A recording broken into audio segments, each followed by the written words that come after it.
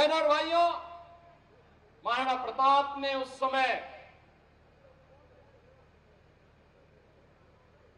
जो सबसे बड़ी विदेशी हुकूमत थी, ताकत थी, उन आक्रांताओं को चुनौती दी थी।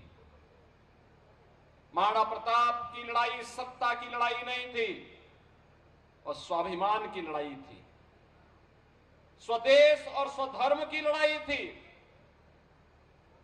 उन्होंने कहा था उस समय भी कि सत्ता के लिए नहीं, अगर उन्हें केवल सत्ता ही प्यारी होती तो एक बार केवल अकबर ने तो उन्हें कहा था, एक बार केवल महाराणा लिख के ही दे दे कि हम दिल्ली के अधीन कार्य करेंगे, तो उनकी सत्ता को, चित्तौड़ और मेवाड़ की सत्ता को हम छेड़ेंगे नहीं। लेकिन महाराणा ने कहा नहीं, इसकी युद्ध के मैदान में इसका फैसला होगा।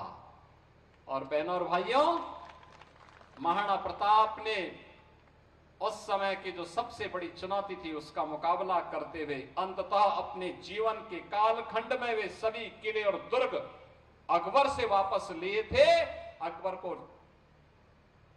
उस समय उन्होंने चुनौती देते हुए किस तरीके से मेवाड़ और चित्तौड़गढ़ के स्वाभिमान और सम्मान की रक्षा करते हुए स्वदेश और स्वधर्म के लिए उन्होंने कार्य किया था, आज भी भारत के इतिहास का स्वर्णाक्षर इससे भरा पड़ा है। महाराणा प्रताप ने तत्कालीन समाज को जोड़ा था। वहां के मीना, कोल, भील, भामाशाह जैसे दानवीरों ने उनके साथ सहयोगी बनकर के उस समय भारत की रक्षा के लिए अपना सर्वस्व न्यौछावर किया था।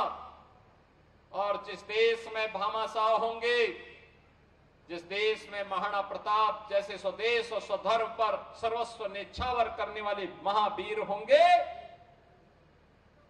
उस देश का कोई बाल बांका नहीं कर सकता है।